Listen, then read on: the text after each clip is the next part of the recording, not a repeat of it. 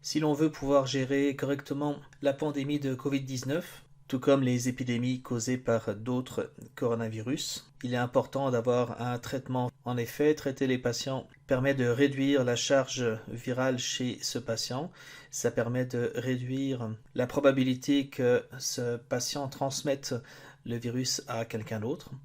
Et ça peut raccourcir la période pendant laquelle ce patient est porteur du virus. Pour l'instant, la situation au sujet de Covid-19, tout comme pour le SRAS et pour le MERS, c'est qu'on n'a pas de vaccin approuvé, on n'a pas de traitement approuvé, quand bien même plusieurs choses ont été essayées et donnent des résultats intéressants comme on va le voir. On traite essentiellement les symptômes de la maladie, on vise à contrer la pathogénèse, notamment en fournissant de l'oxygène.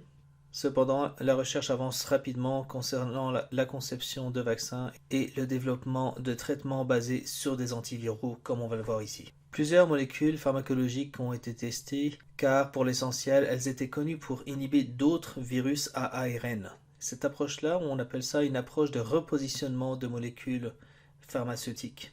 C'est-à-dire que ces molécules avaient été développées pour d'autres fonctions, souvent pour inhiber d'autres pathogènes, et qu'elles sont étudiées pour leur capacité à inhiber les coronavirus. Il y a présentement de nombreux essais cliniques en cours de molécules existantes pour contrer le Covid-19.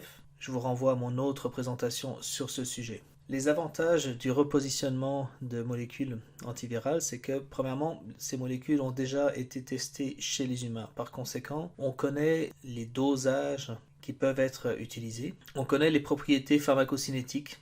On sait comment effectuer la livraison de la molécule. On sait si la molécule est stable. On sait comment elle va être éliminée de l'organisme et à quelle vitesse, etc., etc. Puisqu'on a essayé ces molécules chez des humains, et souvent chez des animaux avant de les tester chez les humains, on connaît aussi les différences secondaires auxquelles on peut s'attendre.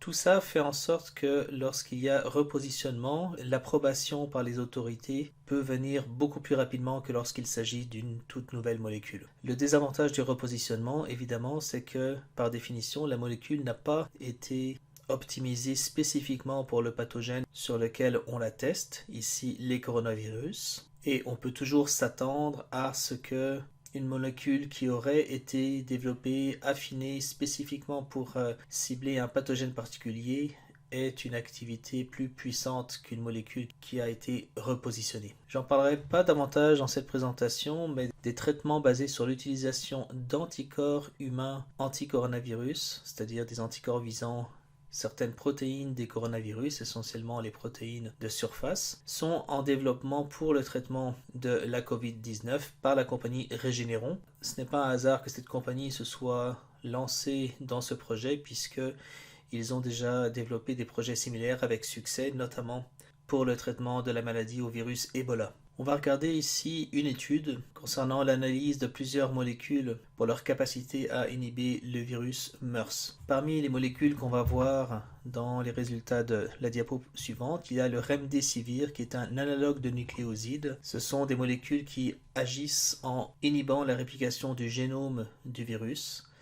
La réplication des génomes viraux utilise des nucléotides qui sont synthétisés à partir des nucléosides, et les analogues de nucléosides, qui deviennent donc des analogues de nucléotides, fonctionnent en prenant la place en quelque sorte des nucléotides naturels et ensuite aboutir à la terminaison prématurée de la synthèse du génome viral. Cet analogue de nucléosides particulier, il a été développé pour le traitement de l'infection à Ebola.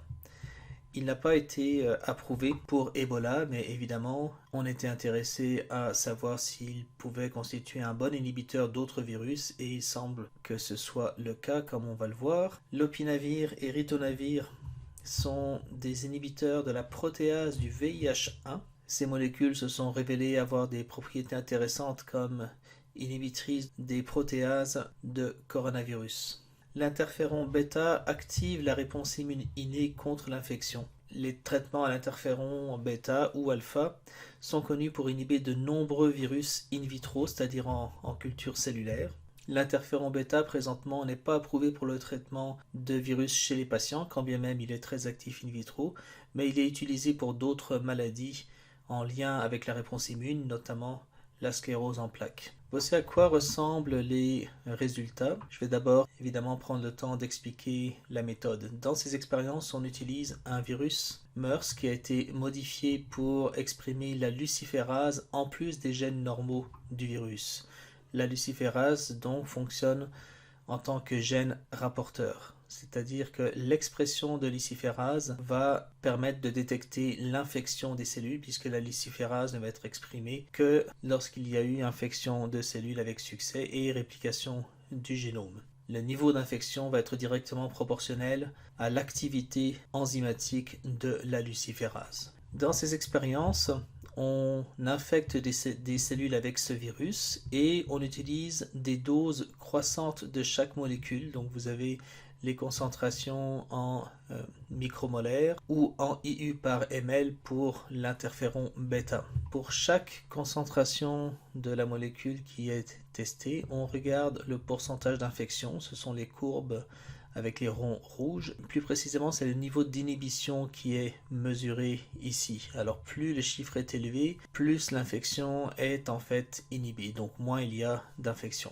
Les carrés rouges montrent les résultats d'analyse de cytotoxicité, c'est-à-dire qu'aux mêmes concentrations où on regarde l'infection des cellules qui sont utilisées, on regarde également si la croissance de ces cellules est inhibée par la molécule, donc ça ce serait la cytotoxicité. Évidemment c'est une mesure importante, idéalement on cherche à avoir des molécules antivirales qui vont tuer le virus sans tuer la cellule humaine. Ensuite, pour chacune de ces molécules, on est capable de calculer ce qu'on appelle un EC50. C'est la concentration effective aboutissant à 50% d'inhibition de la réplication virale. Donc si on part de 50% d'inhibition, eh bien on va chercher la courbe. Il suffit de descendre pour aller voir quelle est la EC50 et ici c'est à peu près 0,1 micromolaire. Les EC50 calculés sont indiqués sur chacun des graphes. Il faut comprendre que typiquement une EC50 est intéressante lorsqu'elle est de l'ordre du micromolaire ou encore mieux du nanomolaire, c'est-à-dire que on est capable d'avoir une bonne activité pour des concentrations faibles. Et ici, effectivement, la EC50 est de 0,1 micromolaire, c'est-à-dire 100 nanomolaires, ce qui est très bon, ce qui est une bonne activité antivirale. De plus, il n'y a aucune cytotoxicité de cette molécule à toutes les concentrations testées. Concernant le lopinavir, la EC50 est bien plus élevée puisqu'on est à 11,6 micromolaires comparé à 0,09. Alors c'est une molécule qui semble moins intéressante. L'autre inhibiteur de protéase, le ritonavir, sa EC50 est à peu près du même ordre de grandeur, c'est-à-dire 24,9 micromolaires. Alors on se situe au-dessus de 10 micromolaires, ce qui n'est pas excellent. Cependant, ces drogues ne sont pas cytotoxiques, celles-là non plus. De plus, il peut être possible d'utiliser ces molécules dans des combinaisons de molécules antivirales, ce qui permet souvent d'avoir une inhibition du virus qui est plus importante sans augmenter nécessairement la cytotoxicité. Et effectivement, lorsque les deux molécules, lopinavir et ritonavir, sont mélangées, on voit que la EC50 est maintenant de 8,5 au lieu de 11,6 ou 24,9. Alors c'est supérieur et il n'y a toujours pas de cytotoxicité. L'interféron bêta a une belle activité également, ce qui n'est pas surprenant. Les interférons de type 1, dont fait partie l'interféron bêta, ont souvent des activités antivirales en culture de cellules. Et enfin, ils ont testé le mélange de l'interféron bêta avec le mélange de lopinavir et ritonavir qu'on voyait ici. Mais en réalité, la EC50 qu'ils obtiennent est assez proche de la EC50 qu'ils avaient pour l'interféron bêta seul. Donc lopinavir et ritonavir ne semblent pas avoir une très grande valeur ajoutée dans ce mélange de trois molécules. C'est dommage qu'il n'ait pas testé davantage de mélanges, comme par exemple mélanger le remdesivir avec le lopinavir et le ritonavir aurait pu donner des résultats intéressants, mais ça n'a pas été fait. On va maintenant voir des résultats d'une autre étude un petit peu similaire, qui cette fois-ci concerne le virus causant Covid-19. Dans cette étude, là encore, on a testé plusieurs molécules ou mélanges de molécules, puisque l'étude a été effectuée moins de 2 mois après que le virus ait été découvert. Évidemment, les virus modifiés pour exprimer des marqueurs comme la luciférase ou comme des protéines fluorescentes telles que GFP n'existe pas encore. Alors ils ont utilisé le virus de type sauvage et évidemment il leur fallait un moyen de mesurer le niveau d'infection et ils ont fait ça par RT-qPCR. Donc le même test qui est utilisé pour la détection du virus chez les patients a été utilisé ici dans les expériences en culture cellulaire pour mesurer le niveau d'infection. Les molécules antivirales qui étaient incluses dans cette étude étaient premièrement l'aribavirine, qui est un analogue de nucléoside à large spectre, c'est-à-dire que cette molécule est connue pour inhiber plusieurs virus très différents les uns des autres. C'est une molécule qui est approuvée pour le traitement de l'hépatite C. Ici, on voit que pour l'aribavirine, la courbe d'inhibition est ici, et la EC50 est à peu près de 100 micromolaires, 109 micromolaires très exactement. Alors ce n'est pas un très bon résultat. Il y a vraiment peu de chances qu'une molécule avec une EC50 aussi élevée montre des résultats intéressants chez un patient. La cytotoxicité cependant était là encore acceptable.